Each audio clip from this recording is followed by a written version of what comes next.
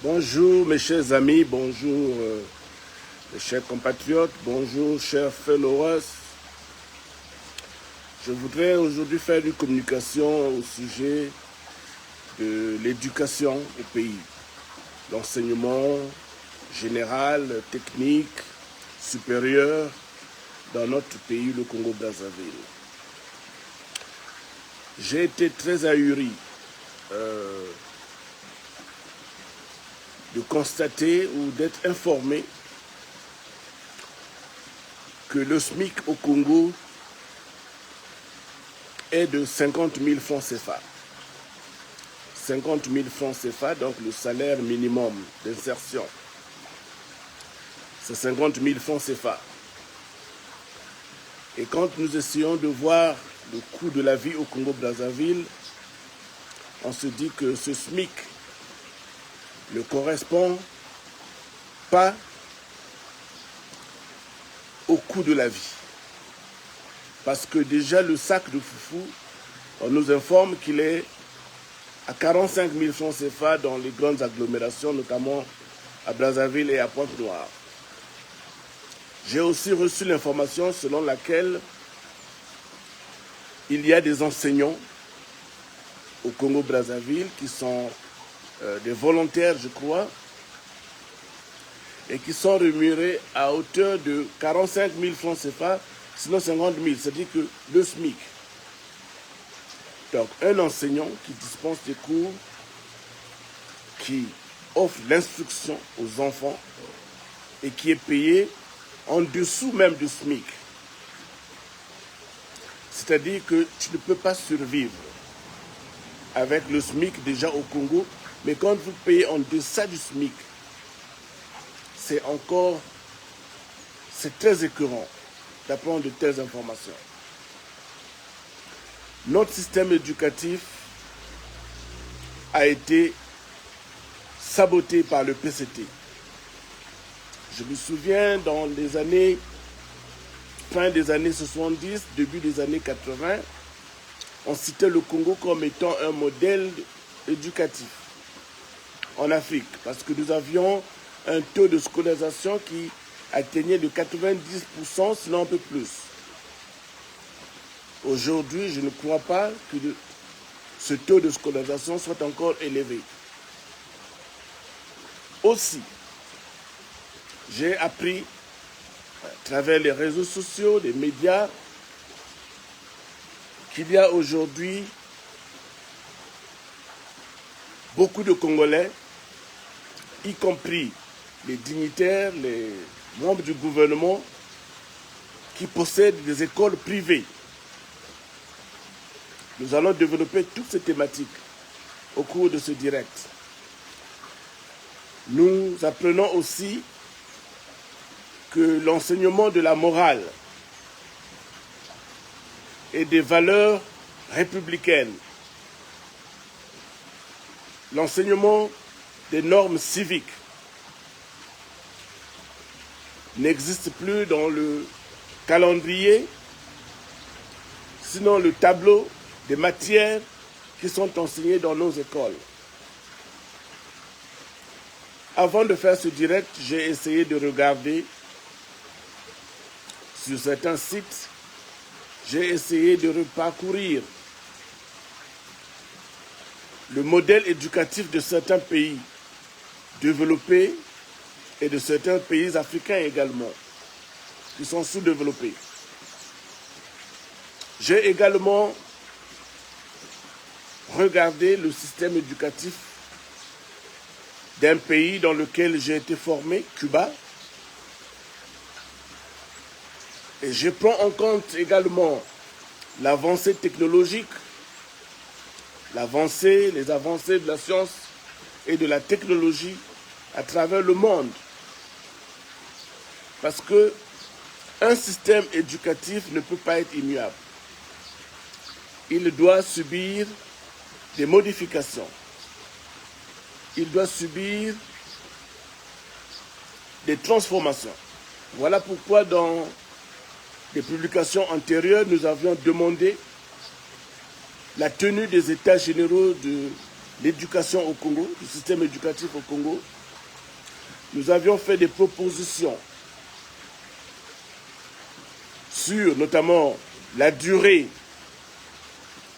du cycle éducatif au Congo-Brazzaville, notamment du cycle secondaire, les matières qu'il faut y ajouter, qu'il faut incorporer, le contenu même des matières. Et nous allons revenir au cours de ce direct sur toutes ces propositions. Nous voulons aussi ressortir le fait que la majorité des écoles du Congo, notamment dans les grandes villes, n'ont plus des aires de jeu, n'ont plus de cours de récréation. Et ce constat alarmant et amer, on le constate aussi dans les écoles dites privées qui ne disposent ni des aires de jeu, ni de cours de récréation. Et cela me paraît anormal et il faut rectifier cela.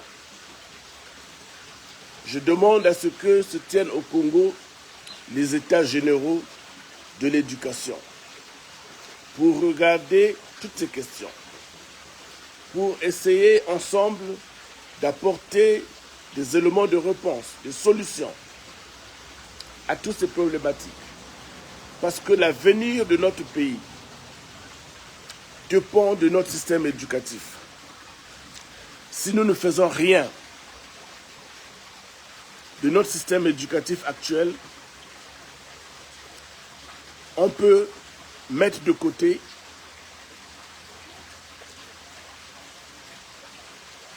le développement de notre pays. C'est-à-dire qu'on peut commencer à oublier. On peut commencer à ne pas croire surtout au développement de notre pays. Parce qu'un pays qui se développe, à la base, doit d'abord avoir un système éducatif qui soit fiable et qui soit correct. Je demande que les éducateurs de notre pays, les enseignants d'écoles primaires, d'écoles secondaires, du lycée, de l'université, soient payés mieux qu'ils ne le sont aujourd'hui. Parce qu'on a vu aujourd'hui, et d'ailleurs je demande à ce que les volontaires soient recrutés officiellement et qu'ils soient correctement rémunérés. Parce qu'on a vu dans les mois passés un recrutement de militaires, un recrutement de gendarmes, un recrutement de policiers, alors que nous n'avons pas besoin de ce monde. Nous avons besoin des éducateurs, nous avons besoin des enseignants, parce qu'il y a des écoles aujourd'hui au Congo qui n'ont pas d'enseignants. Il y a un problème aujourd'hui du ratio enseignants-élèves dans notre pays. Vous voyez dans certaines classes un enseignant avec 200 élèves, avec 50 élèves dans une classe. Alors que le ratio dans la plupart des pays avancés ou des pays qui prennent au sérieux l'éducation, le ratio devrait être d'un enseignant pour un maximum de 20 élèves. Parce qu'il faut, hormis les cours qu'on dispense, il y a le suivi. Il faut regarder chaque élève, ce qu'il fait en classe. Sont-ils attentifs? Sont-ils assidus?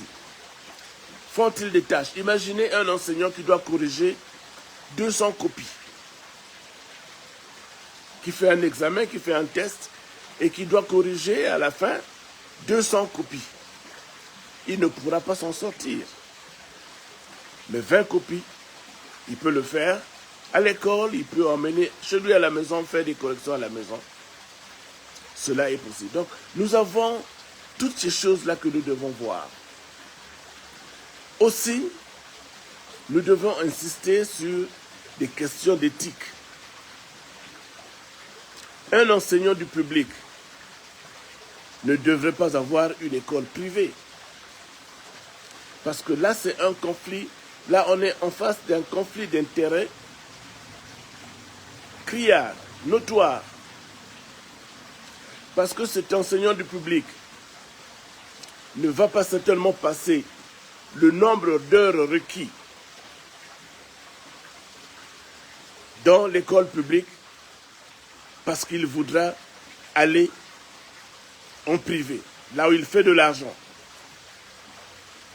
Donc, un enseignant du public ne peut être directeur ou ne peut pas enseigner à la fois en privé. Parce qu'à quel moment il va enseigner? À l'État, en public, et à quel moment il va aller enseigner en privé? Vous constaterez avec moi, vous serez d'accord avec moi, d'imaginer que cet enseignant va prioriser l'enseignement privé. Entre-temps, il a un salaire au public, mais il préférera enseigner en privé pour se faire de l'argent. Donc, il faut choisir. Ou c'est Dieu ou c'est César. Si vous êtes en public, vous restez en public. Si vous êtes en privé, vous restez en privé. Et cette disposition devrait être appliquée aussi pour les soignants. Parce que si vous êtes médecin dans un établissement public, eh bien, vous devez travailler selon les conventions laborales. Vous devez faire 8 heures au travail. Donc, de 8 heures à 16 heures, vous devez être à l'hôpital public. Mais si vous êtes directeur ou propriétaire d'un cabinet privé, qu'est-ce que vous ferez? Vous passerez moins de temps au public pour aller passer le plus de temps en privé. Tout ça, ça doit être corrigé. Si vous êtes en public, vous restez en public. Si vous voulez faire le privé, alors là, il faut insister. Il faut que vous le fassiez hors des horaires de l'État. C'est-à-dire, quand vous finissez le travail en public à 16 heures et que vous voulez aller chez vous en privé, vous le ferez après 16 heures. Vous pouvez en ce moment aller travailler. Après les heures d'ouverture, vous pouvez aller travailler chez vous en privé. Mais si vous êtes propriétaire d'un établissement privé, vous ne pouvez pas travailler aussi à l'État. C'est ce problème que nous constatons même au CHU de Brazzaville, où les pharmaciens qui sont affectés au CHU de Brazzaville, et j'imagine un peu dans d'autres établissements hospitaliers de notre pays, sont à la fois propriétaires de pharmacies privées. Et qu'est-ce qu'ils font? Quand il y a des dons de médicaments, quand il y a des achats de médicaments, puisque c'est eux qui sont chargés de la gestion du stock pharmaceutique des hôpitaux, ils prennent ce stock et ils les placent dans leur pharmacie privée. Du vol à outrance. Ou alors, ils créent sciemment des ruptures de stock à l'État pour après demander aux patients d'aller acheter dans les pharmacies privées. Voilà des corrections que nous devons faire. Voilà des solutions que nous pouvons apporter lors d'un débat, lors des états généraux, aussi bien du système éducatif que du système sanitaire dans notre pays. Nous avions dans le passé parlé de la durée du cycle secondaire. Chez nous au pays, nous avons 4 années au collège et 3 années au lycée, ce qui fait 7 ans. Or, quand vous regardez le contenu des matières entre les classes de 4e et 5e, il n'y a pas une grande différence. Il y a, aujourd'hui, on peut faire, je peux dire, compresser, joindre le programme des matières de 5e et de 4e et en faire un enseignement en une année, de façon à réduire la durée du cycle secondaire. À Cuba, le cycle secondaire est fait de 3 ans au collège, 3 ans de lycée. Et les Cubains ne sont pas médiocres, bien au contraire. Et dans plusieurs pays, même aux États-Unis, au Canada, le cycle secondaire aujourd'hui est de 6 ans. Je propose donc que le collège au Congo-Brazzaville passe de 4 à 3 ans. Qu'on essaie de faire une compression des matières. Et qu'on essaie également d'ajuster le contenu de l'enseignement. Je me suis mis à regarder ce matin les matières qui sont dispensées en France. Au CM1, la classe de CM1. Ils font le français, ils ont des mathématiques, ils ont la géométrie, pas la géométrie, la géographie, pardon. Ils font l'histoire, ils font sciences et technologie en France. En classe de CM1, sciences et technologie. Ils font l'éducation morale et civique en France, en classe de CM1. Ils font l'éducation sportive, l'éducation physique et sportive, l'éducation musicale et artistique. Chez nous, nous pouvons faire plus ou moins les mêmes matières. Mais on peut aussi ajouter l'enseignement de l'informatique. En tout cas, je suppose que quand on parle de sciences et technologie, dans la technologie, il y a certainement l'informatique. Mais chez nous, on n'enseigne pas l'informatique. C'est vrai que nous avons encore des lacunes en termes de l'approvisionnement en électricité. Parce qu'un ordinateur a besoin de l'électricité. Mais nous sommes un pays tropical. Nous avons du soleil quasiment toute l'année. Aujourd'hui, nous pensons, je pense personnellement, que nous pouvons mettre dans toutes les écoles du Congo-Brazzaville des panneaux solaires. Parce que l'approvisionnement de l'électricité de Imbulu ou de Mukukulu ou de Djoué ne sont peut-être pas suffisamment pour étendre l'approvisionnement dans toutes les écoles du pays, mais l'on peut mettre dans toutes les écoles du pays des panneaux solaires. Ça ne coûte rien, même si ça devait coûter des milliards, mais nous les avons dans notre pays. Nous prenons des milliards pour faire des fêtes, pour faire des concours de Mopacho. Au lieu de faire un concours de Mopacho, je préfère que l'on prenne 1, 2, 3 milliards, qu'on achète des panneaux solaires et que l'on installe des panneaux solaires dans tous les établissements hospitaliers du Congo. Et par la suite, faire en sorte que dans toutes les écoles, qu'il y ait de l'électricité. Et qu'il soit possible en ce moment-là d'enseigner l'informatique à nos enfants. Qu'il y ait des ordinateurs ou alors que les enfants viennent avec des tablettes pour recevoir l'instruction dans notre pays. Et aujourd'hui, il y a des fondations, il y a des possibilités d'obtenir des dons pour les tablettes, pour que chacun de nos enfants puisse avoir une tablette au Congo-Brazzaville. Il est bien possible de faire cela. On peut aller en Chine, signer des conventions ou des contrats avec des fabricants, des ordinateurs. On peut aujourd'hui le faire. On peut contacter aujourd'hui des grandes firmes comme IBM. Aux États-Unis, on peut utiliser peut-être pas des produits Apple, peut-être pas des produits Samsung, mais nous pouvons utiliser une marque qui soit moins chère, mais qui soit correcte, d'ordinateurs que nous pouvons mettre dans ces écoles et faire en sorte que chaque enfant, un écolier congolais, qu'il ait une tablette. Parce qu'aujourd'hui, nous parlons de l'environnement, nous parlons de la sauvegarde de l'écosystème, mais le papier, l'usage du papier aujourd'hui doit être relégué au second plan.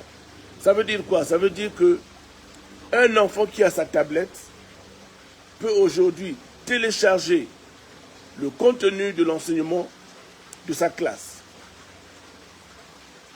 C'est-à-dire qu'un enfant qui fait la classe de CM1 ou de CM2, il peut télécharger les livres requis pour l'enseignement en classe de CM1. Et comme ça, on a moins de papier. Et comme ça, on préserve l'écologie. On n'a pas à couper les arbres comme nous voulons pour faire du papier, parce qu'il y a des outils aujourd'hui informatiques que nous pouvons utiliser.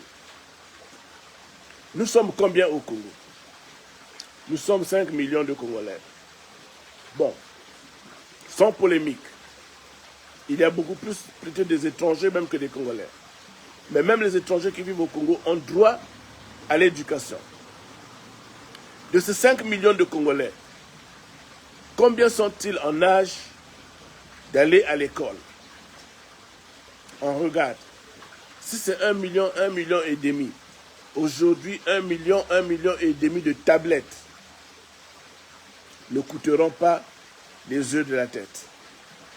On peut acheter 1 million et demi de tablettes qu'on remettra à chaque enfant qui va en âge d'aller à l'école. Dans notre pays. On le fait à Oyo pourtant. Ça veut dire qu'on peut faire ça sur le reste du pays. Les enfants qui étudient à Oyo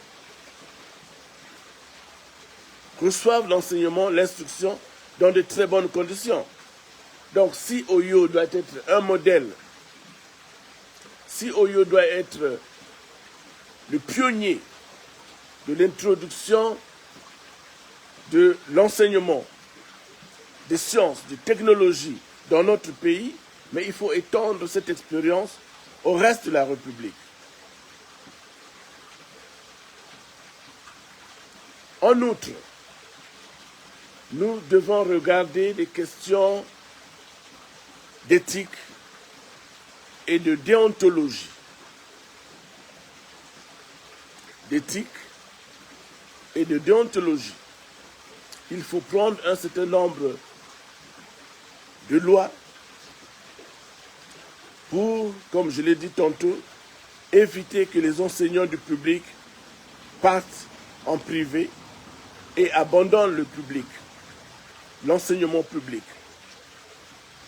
Parce que c'est là, la majorité, nous, à notre époque, il n'y avait pas d'école privée dans notre pays. Nous sommes les fruits du système éducatif public du Congo-Brazzaville. Mais aujourd'hui, le système a été libéralisé. On peut disposer des écoles privées, mais il faut mettre... Vous savez, dans une société, quand il n'y a pas de loi, sévit alors le libertinage. Si rien n'empêche à certains enseignants de se livrer à la débauche, de faire ce qu'ils veulent, si rien ne les empêche, ils le feront. Pardon. Il faudrait aujourd'hui définir le cadre, les normes, les conditions d'ouverture d'une école privée. Vous ne pouvez pas prendre une villa de quelqu'un et transformer en une école. Cela n'est pas acceptable ou ne devrait pas être accepté. Parce que ça ne se passe nulle part ailleurs. Vous voulez une école privée, vous trouvez un terrain, vous construisez une école qui corresponde aux normes définies par l'État, par le gouvernement. Je disais tantôt qu'une école doit disposer des aires de jeu. Les enfants ont besoin de jouer. Vous ne pouvez pas donc prendre votre villa, comme ici, chez moi ici, je prends donc cette villa et je transforme, ça devient une école. Donc, bon, encore que moi j'ai ma piscine ici et tout, mais les enfants vont jouer où? Il n'y a pas suffisamment d'espace. Moi, à l'époque, je travaillais au CHU, hein, des années 93, 96. Moi, j'ai travaillé au CHU de Brazzaville. Je vivais non loin de Contre-Rail, à Mungali, là, plateau de 15 ans, Mungali. Et je devais passer par une école. Quand vous allez au CHU, vers la morgue, il y avait une école, là, j'ai oublié le nom. Mais cette école avait un terrain, un espace, aux dimensions d'un terrain de football. Et même là où j'ai fréquenté, à Zanaga, à Sibiti, toutes les écoles avaient des aires de jeu. Et si aujourd'hui nous prenons des dispositions, nous disons qu'une école doit avoir au moins un terrain, une piste d'athlétisme, un terrain de football. On ne dit pas qu'il faut qu'il y ait des cours de golf ou de tennis ou de basket, mais qu'il y ait au moins un espace aux dimensions d'un terrain de football avec une piste d'athlétisme pour que l'éducation physique soit promue dans notre pays. Aujourd'hui, nous voyons les résultats de nos équipes nationales. Quand les Diables Rouges perdent, ah bon, tout le monde est au Doliprane. Mais parce qu'on a tué d'abord le système éducatif, on a tué la possibilité pour les enfants, on a réduit la possibilité pour les enfants de... Merci Serge. Voilà.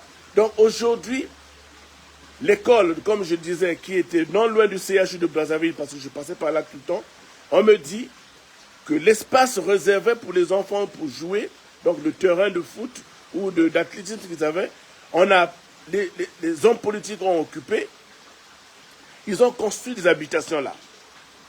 Donc l'école certainement existe encore, mais l'aire de jeu a été occupée par des politiciens véreux qui ont pensé construire des habitations. Ce que je suggère, ce que je propose, c'est quoi? Je ne dis pas qu'il faut casser ces habitations. Elles servent certainement. Mais il faut en ce moment-là déplacer cette école, délocaliser ces écoles.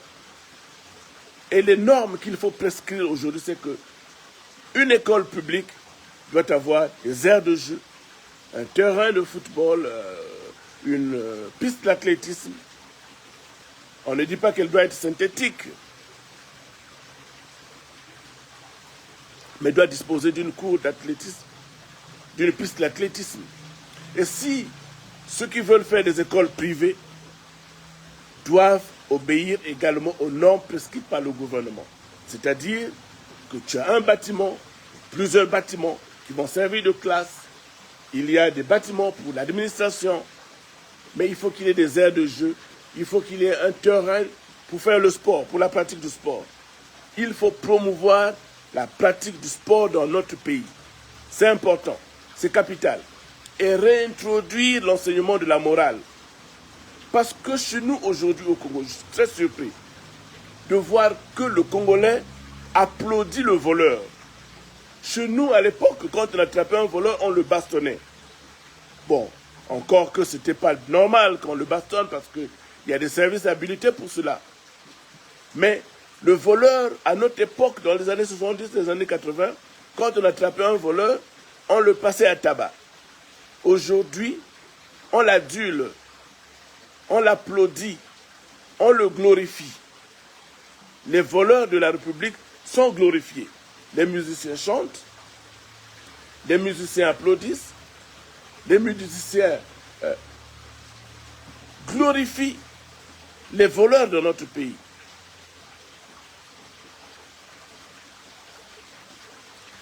Et ça, quand les gens parlent de changement de mentalité, nous autres, les gens de ma génération, ou des générations plus avancées, ceux qui ont reçu cette instruction civique, certains se comportent comme ce que nous décrions aujourd'hui. Mais ce qui est essentiel à faire aujourd'hui, c'est que nos enfants, nos petits-enfants, ne doivent pas grandir avec cette culture de débauche qui applaudit le voleur, qui acclame le criminel. Il faut apprendre à nos enfants à l'école que voler n'est pas bon, que prendre le bien d'autrui, le bien public, ce n'est pas bon. Que lorsque vous êtes en responsabilité, vous êtes au service de l'État, de la collectivité. Il faut enseigner la morale dans notre école, dans nos écoles. Que ce soit en classe en primaire, au secondaire, au lycée, il faut insister sur l'enseignement de la morale. Il faut que le Congolais ait peur de la loi. Il faut que le Congolais ait peur de faire du mal. Il faut qu'il ait la crainte de la loi.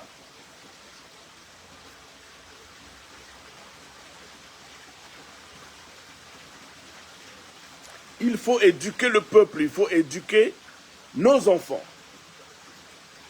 Ce n'est que comme ça que les enfants vont grandir avec la crainte de la loi.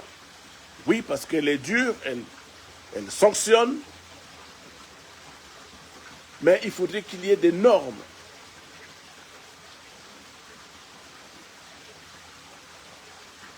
De vie en société qui doivent être enseignées aux enfants et qui doivent être pratiquées sur l'ensemble de notre pays. Mettre dans toutes les écoles aujourd'hui, c'est possible. On peut confier ce marché à des Congolais. On peut demander par exemple à notre frère le bishop d'importer les panneaux solaires et d'installer des panneaux solaires dans toutes les écoles du Congo. C'est un peu cher, mais oui, mais ça vaut la peine. Aujourd'hui, on peut installer des panneaux solaires dans tous les centres hospitaliers de notre pays. Parce que même si l'on parle de construction du barrage de Sunda ou de barrage de Cholet dans la Songa, mais ça prendra beaucoup d'années. Sunda, ce n'est pas moins de 5 ans la construction. Et après, il faut mettre en place un système de distribution. Donc, ce n'est pas maintenant, ce n'est pas à l'immédiat. Mais les panneaux solaires, on peut les installer, même déjà demain, vendredi, ou je ne sais pas, samedi, on peut les installer.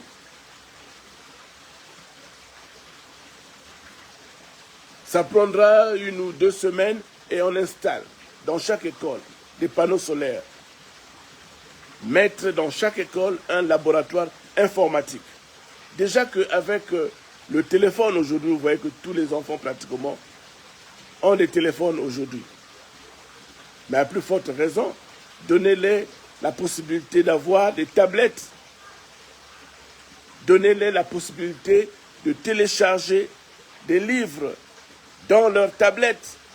Comme ça, ils n'ont plus de cartables ou je ne sais pas, à porter sur leur dos.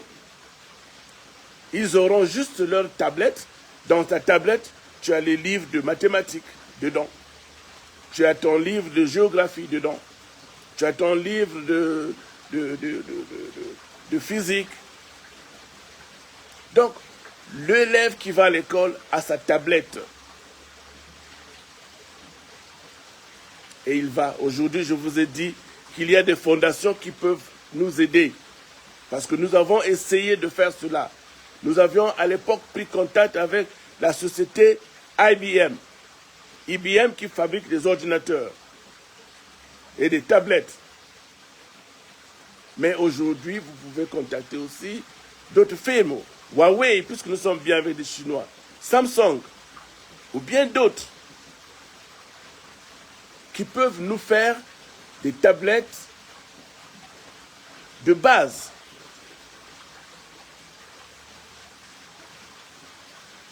Je ne sais combien coûte une tablette au pays, mais si on peut avoir des tablettes à 30 à 40 000 francs,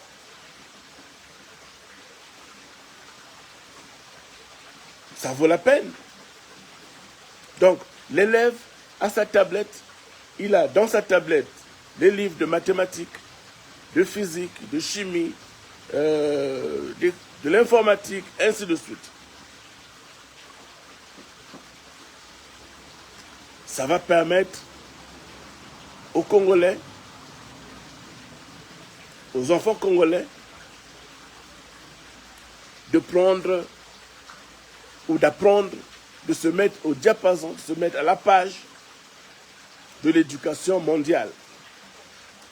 Parce que vous savez aujourd'hui, quand vous êtes ingénieur, quand vous êtes médecin, informaticien, et que vous venez des pays comme le Congo, le Burundi, le Malawi, quand vous allez dans des pays un peu plus avancés, généralement, vous allez et vos diplômes ne sont pas reconnus. Parce que notre système éducatif, les gens lisent. Vous n'êtes pas obligé d'aller au Congo pour savoir que le système éducatif de ce pays est médiocre. Sur Internet, tout est là. Quand vous regardez le contenu des matières qui sont enseignées au Congo-Brazzaville, aujourd'hui on enseigne même aux Congolais, aux enfants, à danser mopacho, au lieu d'aller leur apprendre des techniques d'athlétisme, de natation, par exemple. Au lieu de les apprendre des choses qui sont importantes dans la vie de la société, on est là, on garde le même système tel que nous l'avons hérité de la colonie. Il faut apporter des changements dans tout ce système. La durée, comme je l'ai dit, du cycle secondaire, pour moi, le collège doit passer de 4 à 3 ans, parce qu'on peut joindre le contenu de l'enseignement des classes de 4e et de 5e et en faire une seule année d'enseignement. Le lycée, on garde 3 ans. Et donc, on gagne une année. Parce qu'aujourd'hui, quand vous voyez en France, il y en a qui sont là, qui sont français, qui ont des enfants en France.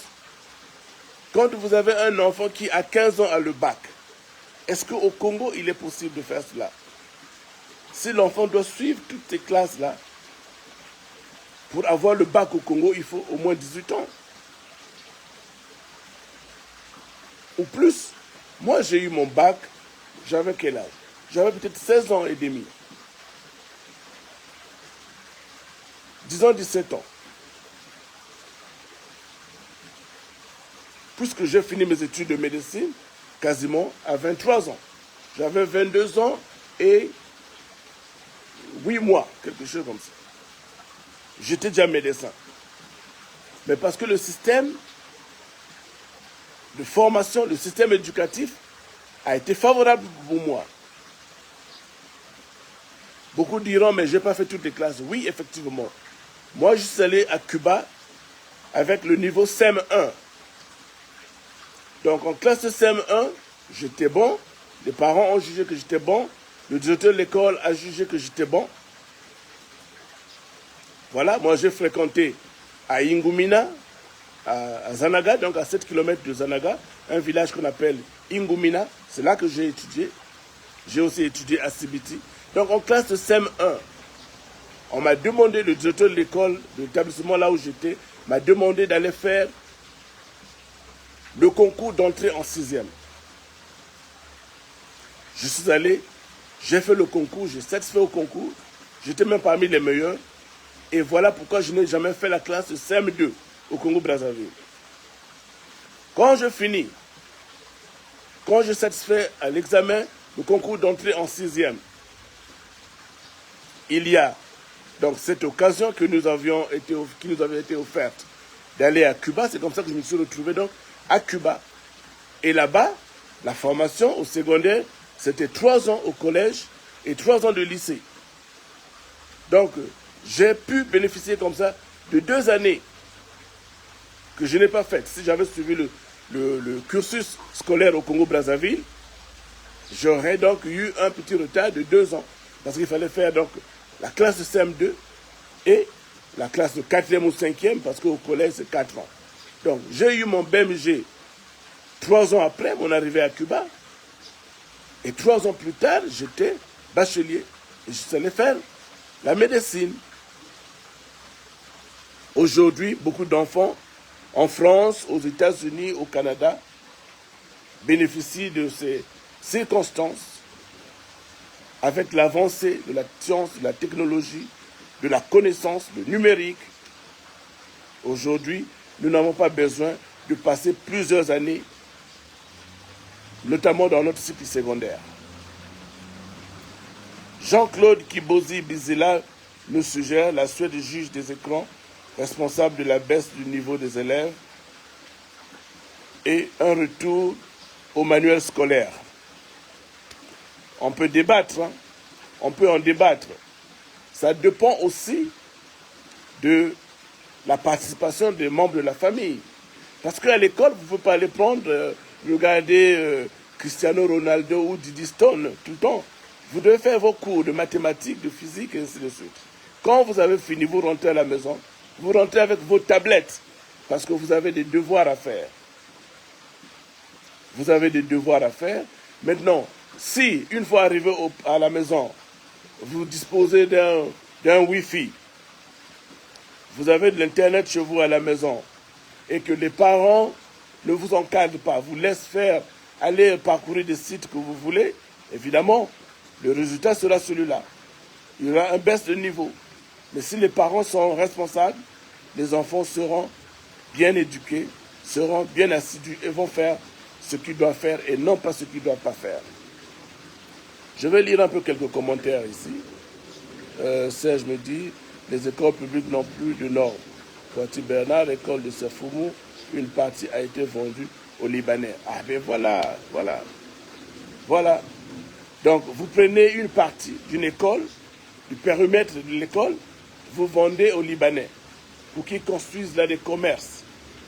Et vous attendez à des résultats. Quand vous avez des équipes nationales qui ont des performances que nous observons aujourd'hui, et vous vous plaignez. Voilà. C'est nous-mêmes qui tuons notre pays. Nous sommes responsables aujourd'hui de la débâcle de notre système éducatif. D'abord le PCT, et nous aussi, parce qu'il y a toujours une part du citoyen dans ce qui se passe dans notre pays. Alors, qu'est-ce qu'on dit encore ici? Bonjour, Dieudonné, voilà. Voilà, donc pour résumer, pour ne pas tirer en longueur, je demande à ce que l'on tienne les états généraux de l'éducation dans notre pays, que l'on tienne les états généraux de la santé dans notre pays. Et pour parler un peu du CHU de Brazzaville, un peu parce que c'est l'établissement phare, l'établissement sanitaire phare de notre pays. Il y a au CHU de Brazzaville, et ça ce sont des collègues qui me l'ont confirmé, des médecins vétérinaires qui soignent les humains. Le CHU de Brazzaville est peut-être le seul, sinon il y en a peut-être d'autres au Congo, établissement hospitalier où les vétérinaires soignent les humains. Ça c'est un ami qui me l'a dit, un collègue congolais qui est là, médecin, qui me l'a dit. Et même lors du passage du DG canadien, un recensement a été fait au CHU de Brazzaville qui avait permis de mettre en exergue la présence du personnel non qualifié au CHU. Des médecins avec de faux diplômes. Certainement, certains de ces vétérinaires. Mais personne n'a perdu le travail. Ils sont toujours là, ils continuent à exercer. Et vous vous étonnez, vous êtes surpris de savoir que bon, le taux de mortalité aujourd'hui qu'il soit élevé dans notre pays. Mais c'est la conséquence de mettre au CHU du personnel qui n'est pas formé pour cela, qui n'est pas habilité. Parce que celui qui a reçu l'enseignement pour soigner le chien, le cheval, la vache, Vous allez lui demander désormais de soigner un humain. Mais ce n'est pas la même chose. Nous n'avons pas la même anatomie. Ce n'est pas la même physiologie. Il n'est pas possible aujourd'hui que celui qui a appris à soigner un chien, qu'on lui dise maintenant de soigner un humain. Moi, directeur du CHU de Brazzaville, si on me nomme aujourd'hui, nous sommes lundi, directeur du CHU de Brazzaville, mardi, mercredi, j'organise un recensement de tout le personnel du CHU. Je regarde le CV, avec les ressources humaines bien entendu. Je regarde les CV, les qualifications de tous ceux qui travaillent au CHU de Brazzaville. J'ai essayé de mettre en adéquation d'abord le ratio personnel soignant et personnel non soignant. On ne peut pas avoir dans un établissement hospitalier plus du personnel non soignant que du personnel soignant. Donc il faut corriger cela. Et si moi je suis directeur du CHU, comme je l'ai dit, je prends, dès que je constate que la personne n'est pas qualifiée, que la personne est un vétérinaire, j'ai dit que je prends le service un mercredi. Vendredi, ils ont la notification. Lundi, ils ne viennent pas travailler. Je mets la liste à la disposition des services de police ou de gendarmerie. Sinon, j'envoie la liste au parquet. Parce que ce sont des criminels. Vous êtes vétérinaire et vous venez au Congo-Brazzaville, vous profitez des défaillances du système et vous commencez à soigner les humains. Monsieur, vous êtes un criminel. Vous l'avez fait sciemment parce que vous n'êtes pas malade, vous n'êtes pas un fou. Vous avez accepté d'user de la fraude, de faire usage du faux pour contribuer au taux de mortalité élevé dans nos hôpitaux. Parce que vous n'êtes pas habilité à soigner les humains. Vous n'êtes pas habilité à soigner les humains.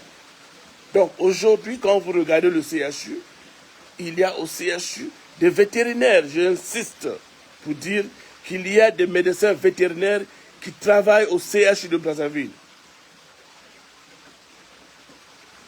Il y a des vétérinaires qui soignent, qui tuent nos compatriotes au CHU de Brazzaville.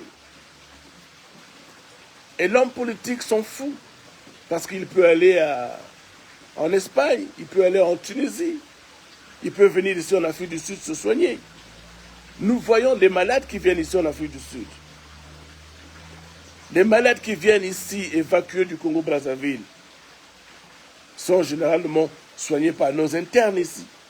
Les jeunes médecins, les jeunes étudiants de 6e année qui font des cliniques, ils reçoivent ces malades, ils les soignent. Chez nous, au Congo là-bas, celui qui refait le malade, c'est un professeur. Le professeur Kames. Voilà pourquoi j'ai dit, et j'insiste, je le redis, que je n'ai aucun respect, aucune considération pour des professeurs certifiés du Kames au Congo-Brazzaville. Aucun respect pour des professeurs Kames du Brazzaville. Parce que le système Kames n'est pas efficient. Vous verrez que parmi ces professeurs certifiés du Kames, ils n'ont jamais fait de recherche. Ils n'ont jamais fait de publication. Ils ne sont pas habilités même à aller donner des conférences à l'international. Aucun.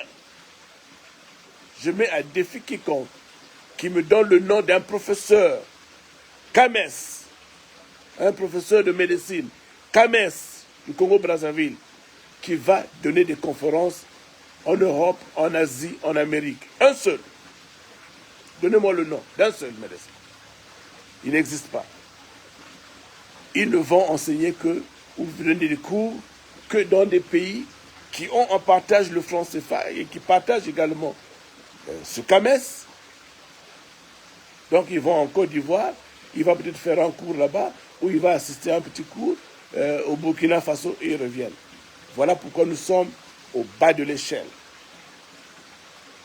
Parce que Si vous regardez le système sanitaire, vous regardez celui de l'Afrique du Sud, vous regardez celui du Maroc. Je parle des pays africains. L'Afrique du Sud, c'est quand même l'Afrique.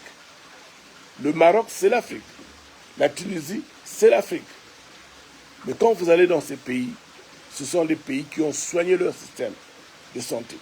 Ce sont des pays qui ont mis de la rigueur dans leur système de santé. Vous ne pouvez pas être vétérinaire et travailler dans un hôpital, soigner les humains en Afrique du Sud. C'est scandaleux. C'est-à-dire que vous serez à la une des journaux et je crois que le lendemain, vous serez au parquet et on vous mettra en prison, c'est vite fait. Mais chez nous, je n'ai pas envie de dire le nom du médecin qui me l'a dit. Un médecin colonel de notre pays, qui m'a dit, Dieudonné, nous flottons nos épaules ici avec des vétérinaires dans les hôpitaux publics qui soignent, semble-t-il, nos compatriotes. Mais quand je vois le taux élevé de mortalité, je me dis, ce sont les gens qui tuent nos compatriotes. Ce sont les criminels. Et le crime va s'arrêter au Congo. Après le départ de Sassou, les criminels n'auront plus de place dans notre pays, dans notre société. Tant que nous serons là, dans le système, tant que nous serons là, en responsabilité si les Congolais l'estiment, toutes ces pratiques s'arrêteront. Excellente journée à vous tous. Je ne vous tiens pas si longtemps. Moi, je suis en congé. Donc, je ne vous garde pas très longtemps. Vous avez vos occupations auxquelles vous devez vaquer. Excellente journée à tous. Partagez la vidéo. Partageons ces idées. Discutons, débattons. Et nous reviendrons plus tard pour une autre communication. Merci. Au revoir.